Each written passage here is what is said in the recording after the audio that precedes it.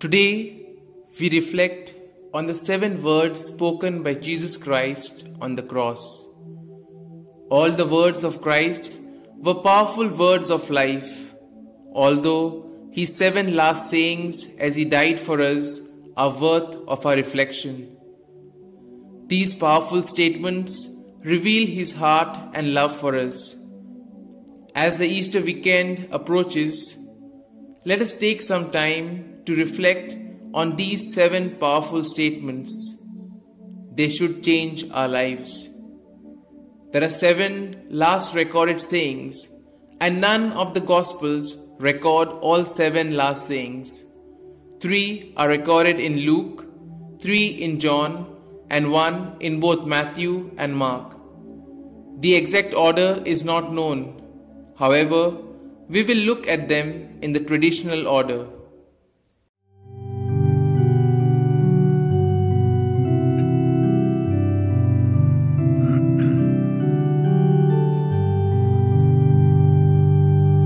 Create in me a clean heart, O God, and renew a right spirit in me. Create in me a clean heart, O God, and renew a right spirit in me. Wash me, cleanse me, purify me, make my heart as white as snow.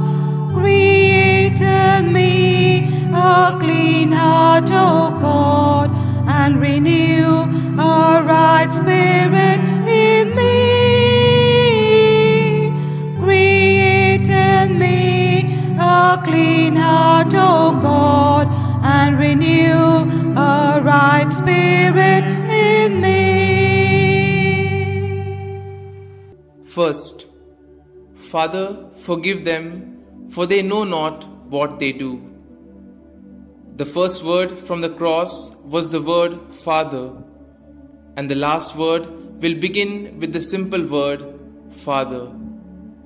It shows us the relationship that the Father had with the Son.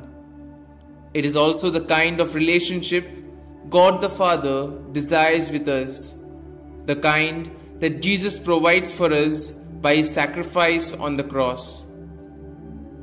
Love forgives. Jesus says, forgive them. Those who crucified Jesus were guilty, but it was through his heart that they would find forgiveness.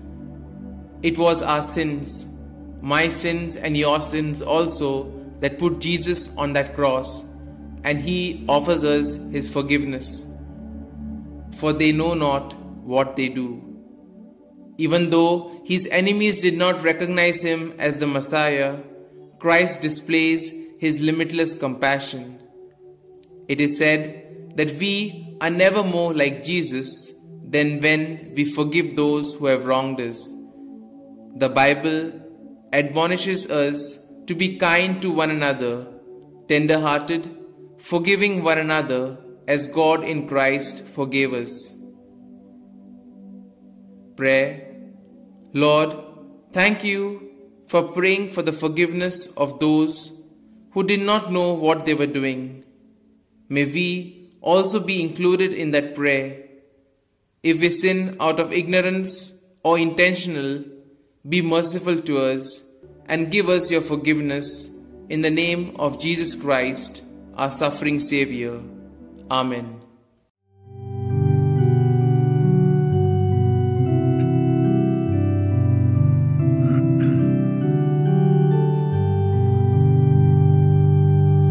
Create in me a clean heart, O God, and renew a right spirit in me.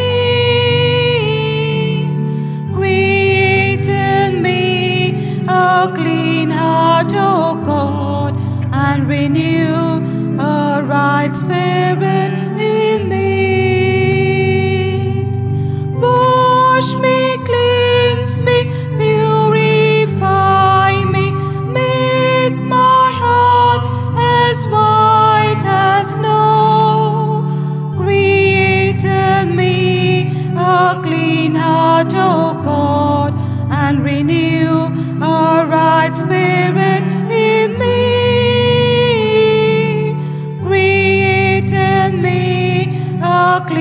heart, O God, and renew a right spirit in me. The second word. Truly I say to you, today you will be with me in paradise. This passage recounts one of the most amazing prayers and promises in the entire Bible. Hanging on crosses at Jesus' right and left hand are two criminals, evildoers, also called robbers. While the criminal on the left was hanging there with just a few minutes left of life, hurled abuse and rejection at Jesus. He blasphemed him all the way to his dying breath. He rejected the only hope he had in the world that was right next to him. The other criminal was on the right of Jesus. He too had done many wrong things. The last thing he did was throw himself on the mercy of God.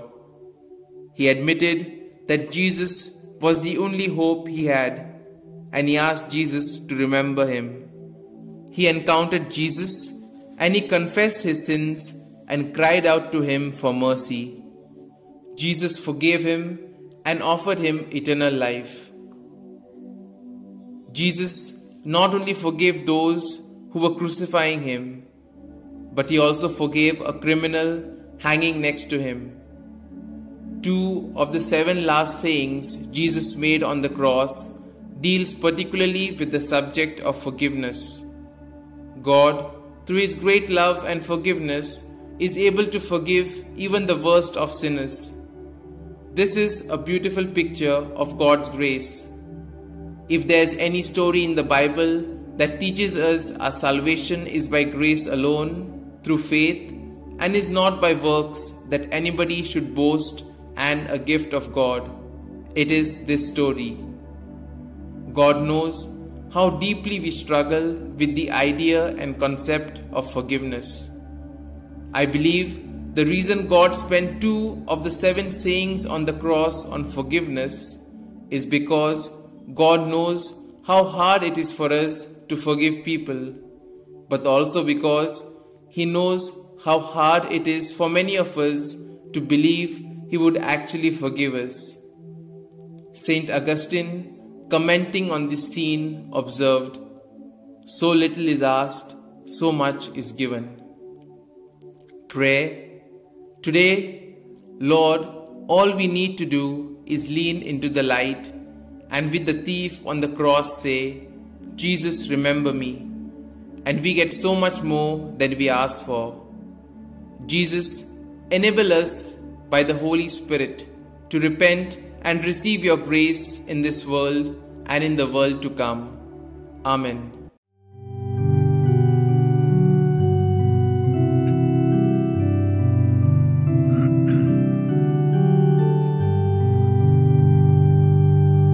Create in me a clean heart, O God, and renew a right spirit in me.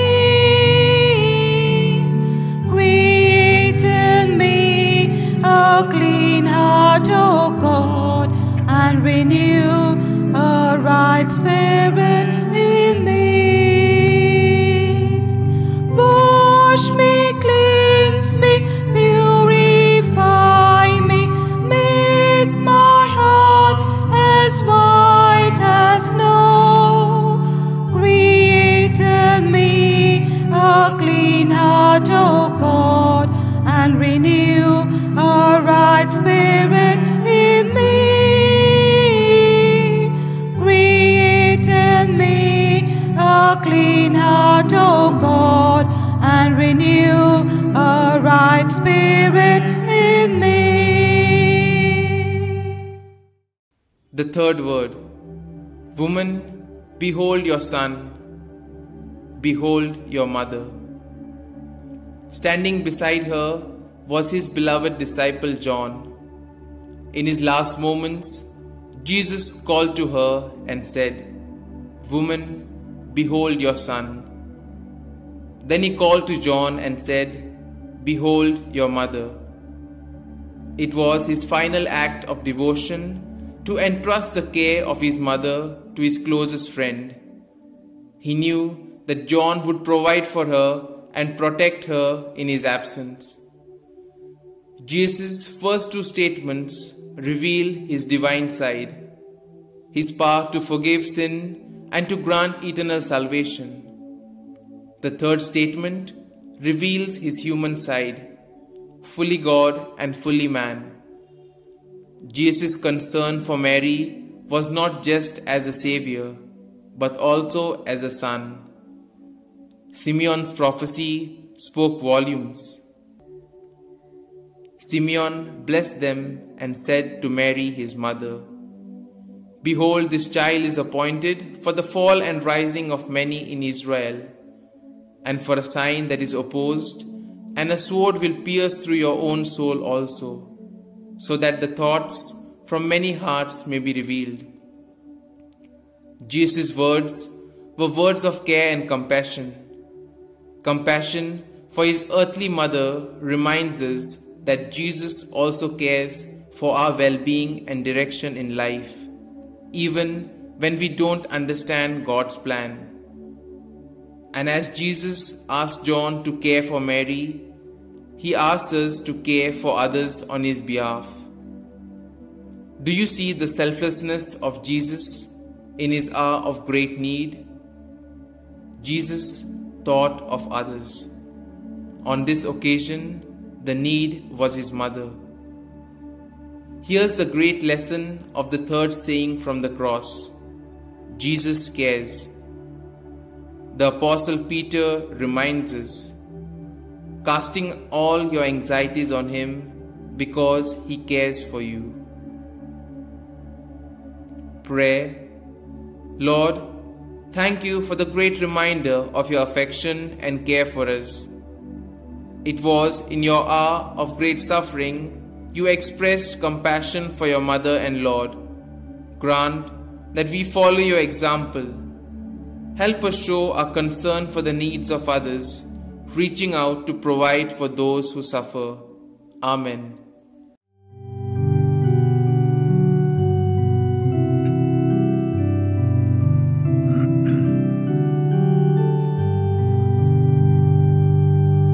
Create in me a clean heart, O God, and renew a right spirit in me.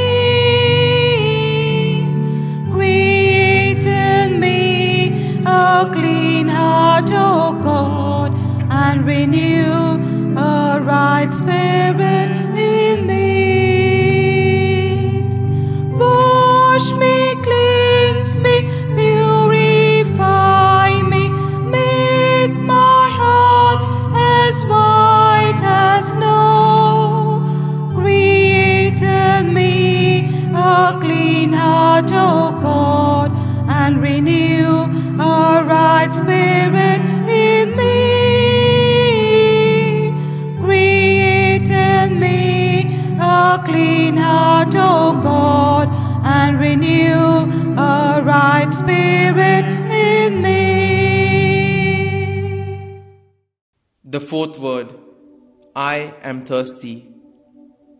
This is the shortest of the 7 last words. In English, it is 2 words. In the Greek language, it is only 1 word. Though there is no specific reference in the text of the Gospel, it is likely that John was thinking of Psalm 69. We see Jesus fulfilling the messianic prophecy found in Psalm 69. Questions arise to whether this is a physical or spiritual statement. Is he simply dehydrated and in need of a drink? Or is he making a spiritual statement of his soul? One could believe that it is both. As a physical man, Jesus became thirsty. Jesus, the fountain of living water, the one who says that if you come to him, you will never thirst again. This one got thirsty. He needed water. This again demonstrates his physical suffering. and therefore Jesus understands our suffering also. As I think on Jesus' statement, "I am thirsty," I keep thinking of my own thirst. I am thirsty for Him. My soul yearns for the living water, and Jesus supplies it. I am thankful for the fact that He suffered physical thirst on the cross so that my spiritual thirst for the water of life might be quenched. The living water that satisfies eternally is offered freely to us by the grace of Jesus, who thirsted in our place. And nothing outside of Him will ever satisfy that thirst. Come and drink deeply from Christ. He thirsted for you so that you will never thirst again. Prayer. Lord, your words, "I am thirsty," reminds us of the cry of the human heart. We also are thirsty, Lord, not for physical water. We need the living water of your Spirit to flood our soul. We need to be refreshed by your living water.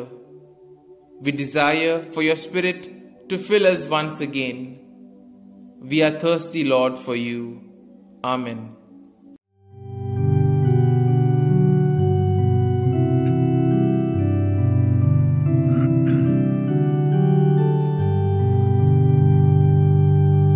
Create in me a clean heart, O God, and renew a right spirit in me. Create in me a clean heart, O God, and renew a right spirit in me. Wash me, cleanse me, purify me, make my heart as white as snow. Create in me a clean heart, O God, and renew a right spirit in me. Create in me a clean heart, O God, and renew a right spirit in me. The fifth word. My God, why have you forsaken me? These words of Jesus from the cross must be the most astounding sentence in the Bible. As Jesus was dying on the cross, He confirmed the beginning of the prophetic Psalm 22. The psalmist expressed these words centuries before. Why had God abandoned him? Why did his Father turn his back on him in his moment of great agony? Jesus, our Xavier, has made it forever unnecessary for us to experience or understand the depths of these words from the cross. The reality of sin and holiness reveals the reason for the sacrifice. These words reveal the horrific cost of putting away of our sin. In His life, Jesus had felt pain and suffering physically and emotionally, but He had never known separation from His Father. Now He knows it. There was a critical sense in which Jesus rightly felt forsaken by the Father at this moment, because God made Him, who knew no sin, to be sin for us, that we might become the righteousness of God in Him. Jesus was identifying with us as He hung on the cross. He had to pay the price and feel the wrath of God poured out against the sins of the world. Isaiah the prophet said, "Yet it pleased the Lord to bruise Him." Today, you may feel like God has forsaken you in a similar way that Jesus felt. But you need to understand that sometimes God takes away from a Christian his comfort, but He never takes away His sustaining presence. Prayer. Lord, it is so comforting to know that Jesus can fully sympathize with a human being who feels abandoned by God. Jesus, not only did you take the death we deserved, but you experienced the separation from God we deserved as well. Thank you for this assurance. Never will I leave you, never will I forsake you.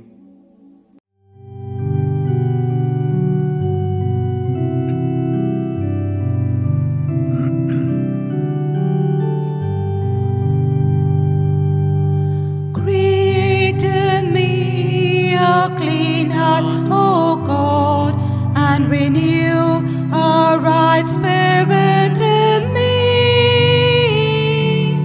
Create in me a clean heart, O God, and renew a right spirit in me. Wash me, cleanse me, purify me, make my heart as white as snow. Create in me a clean heart, O God, and renew a right spirit in me. Create in me a clean heart, O God, and renew a right spirit in me. The sixth word, it is finished. When Jesus said, "It is finished," surely he was expressing relief that his suffering was over. It is finished, I believe, meant in part that this is finally done. But the Greek word translated as "it is finished" means more than just this. The message captures the full sense of this word. It's done, complete. Jesus had accomplished his mission. He had announced and inaugurated the kingdom of God. He had shown the love and grace of God. He exemplified that love and grace by dying for the sin of the world, thus opening the way for all to live under the reign of God. He had finished, accomplished his Father's will. I have glorified you on earth. I have finished the work which you have given me to do. What does God's love look like? The prophets of the Old Testament tried to answer it. Isaiah gave us the picture of the suffering servant, and Jeremiah drew a picture of the divine potter remaking the marred vessel. Yet, these did not adequately express to us his love. That question was never answered until Jesus, hanging on the cross in unimaginable suffering, beaten and bruised. Jesus providing our redemption. You cannot look at that scene without seeing God's love. But God shows his love for us in that while we are still sinners, Christ died for us. Prayer. God, as we reflect upon this saying, may we be reminded of your great love for us. It is here we see what true love looks like: unselfish, sacrificial. And Lord, may we exemplify this kind of love in our day-to-day life.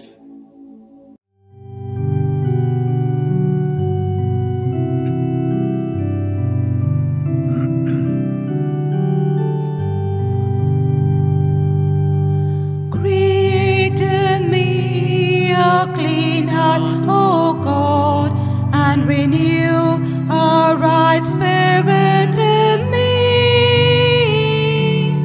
Create in me a clean heart,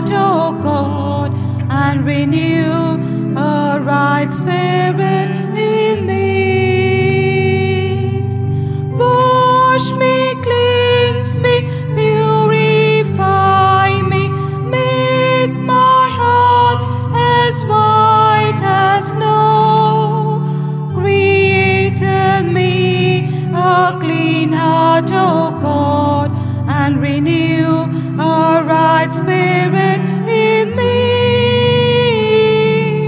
Create in me a clean heart, O God, and renew a right spirit in me. The seventh word. Father, into your hands I commit my spirit. Jesus, as a child, probably memorized these words. They are taken from Psalm 31:5. Into your hands I commit my spirit. Redeem me, O Lord, the God of truth. Jesus didn't use the words, redeem me. It was necessary for David to say, redeem me, O Lord. Jesus had no need for redemption because he was the Redeemer. Only one word is added to this verse, Father. It tells us how our Lord died, willingly and victoriously. William Barclay says, even on a cross, Jesus died like a child falling asleep in his Father's arms. I believe everyone who knows Jesus as their Savior may die with the same confidence and assurance. Jesus here reveals that God was even in this moment still his Father, and he trusted the Father to receive his Spirit.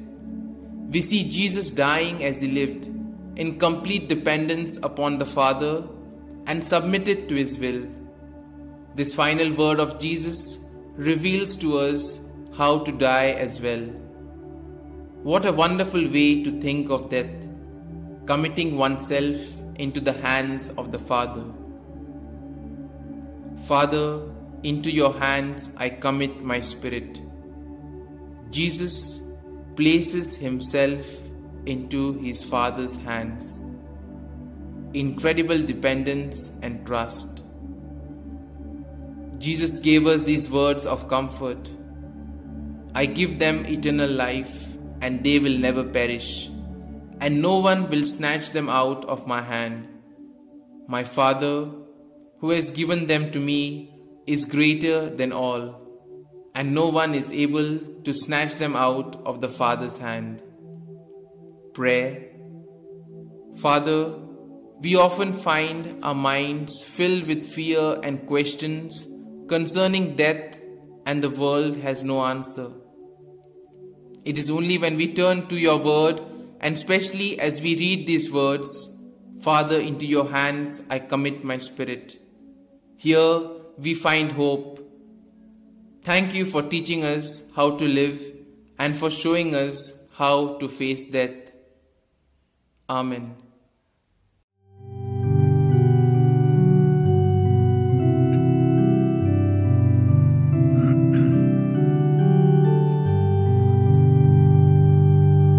Create in me a clean heart, O God, and renew a right spirit